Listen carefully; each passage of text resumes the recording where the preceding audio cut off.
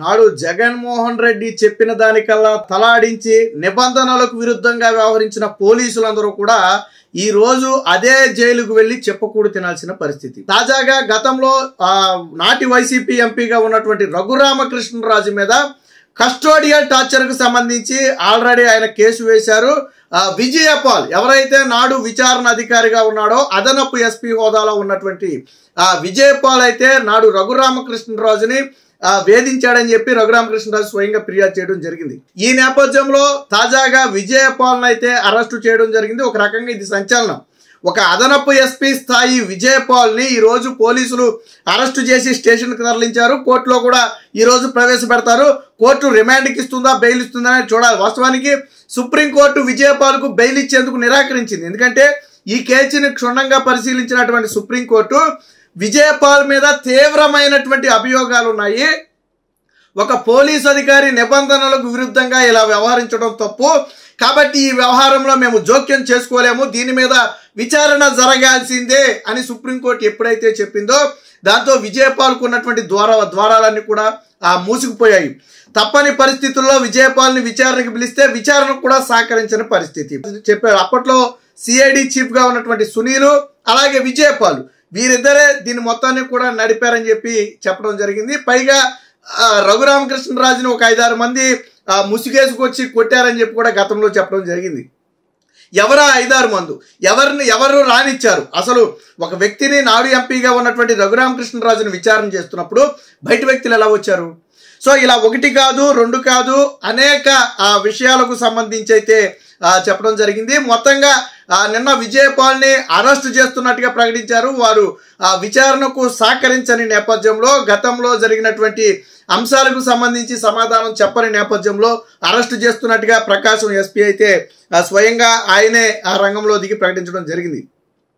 వాస్తవం ఏంటంటే నాడు రఘురామకృష్ణరాజు హత్యకు కుట్ర పన్నారా అంటే దాదాపు అవుననే సమాధానం వస్తుంది.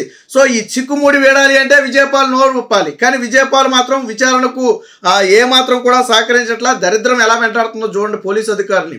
వాళ్ళు రిటైర్ అయిన తరువాత కూడా కేసులు ఎదుర్కోవాల్సిన పరిస్థితి. అంతే కదా, ఇప్పుడు మనం పవర్లో ఉన్నాం, సరే రేపు గవర్నమెంట్లు మారే టైంకి మనం రిటైర్ అయిపోతాం, మన జోలికి రాలే అనుకుంటే తప్పు. విజయపాల్ ఆల్రెడీ ఇప్పుడు రిటైర్డ్ అదనపు ఎస్పీ అయినప్పటికీ కూడా ఈ కేసు వ్యవహారంలో ప్రధానంగా వ్యవహరించింది ఆయనే కాబట్టి ఆయన ఈరోజు ఈ విధంగా అయితే వ్యవహరించడం జరుగుతుంది. దీనికి సంబంధించి ఒక వార్త కూడా వచ్చింది.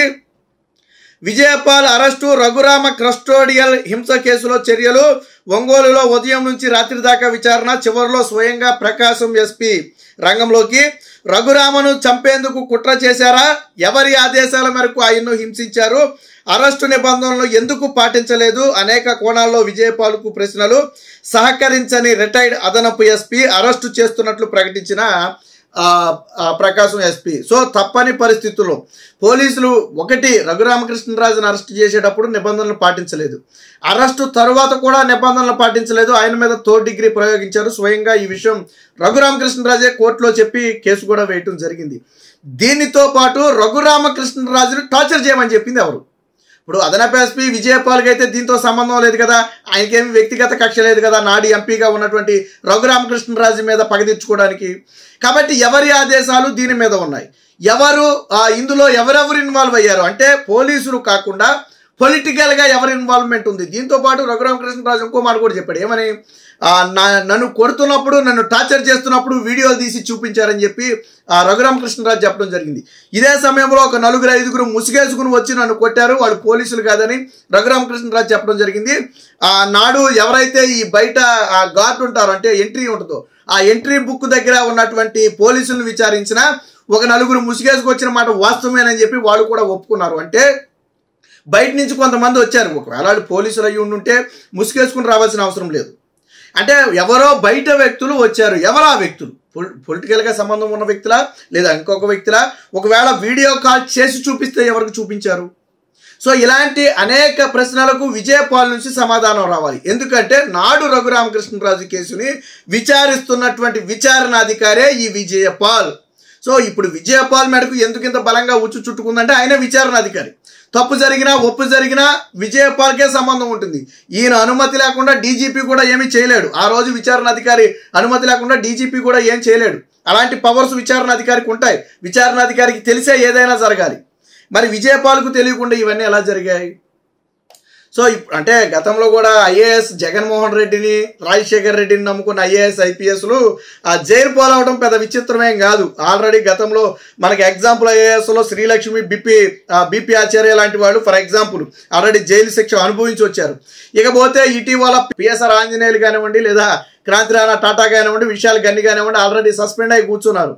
సో ఇవొక ఉదాహరణ. ఇప్పుడు విజయపాల్ ఏకంగా కటకటాలు లెక్కబెట్టే పరిస్థితి వచ్చింది. సరే కోర్టు రిమాండ్ వేసిందంటే చేసేది ఏమీ లేదు, వెళ్ళి జైల్లో చెప్పకూడదు తింటమే.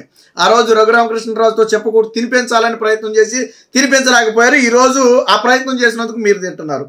సో మొత్తంగా ఆ రఘురామకృష్ణరాజు వ్యవహారంలో ఆ నాడు సిఐడి తీరుని ఎండగడుతూ ఈరోజు విజయపాల్ మీద అయితే చర్యలు తీసుకున్నారు. కూటమి ప్రభుత్వం వచ్చిన వెంటనే రఘురామకృష్ణరాజు దీని మీద అయితే గట్టిగా పట్టుబట్టారు. మనందరికీ తెలుసు. ఇది ఇక్కడతో ఆగుతుందా అంటే లేదు, ఖచ్చితంగా నాడు సిఐడి చీఫ్ గా ఉన్నటువంటి సునీల్ మెడకు కూడా చుట్టుకోబోతుంది. ఇప్పుడు విజయపాల్ నోరు విప్పితే ఆ పై అధికారికి నాడు సిఐడి చీఫ్ గా ఉన్నటువంటి సునీల్ మెడకు కూడా చుట్టుకోబోతుంది. ఇప్పటికే సునీల్ ఆల్రెడీ ఒక ఐపీఎస్ అధికారిగా ఉండి కూడా సోషల్ మీడియాలో వివాదాస్పదమైన పోస్టులు పెడుతున్నారు. ఏది అటు న్యాయస్థానాలకు సంబంధించి కానివ్వండి, ఇటు కోర్టులు తీసుకుంటున్నటువంటి చర్యల గురించి కానివ్వండి, లేదా ప్రభుత్వ విధానాల మీద కానివ్వండి ఒక ఐపీఎస్ అధికారి మాట్లాడకూడదు.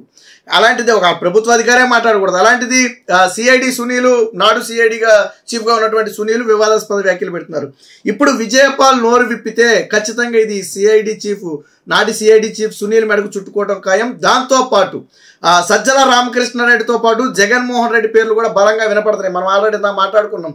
ఎవరో వీడియో కాల్ చూశారని, ఎవరు చూశారు అనే ప్రశ్నలకు సమాధానం అయితే దొరకాల్సి ఉంది. మొత్తంగా విజయపాల్ అరెస్టుతో మొత్తం పోలీస్ శాఖ ఒక్కసారిగా ఉలిక్కి పడింది అనేది మాత్రం వాస్తవం.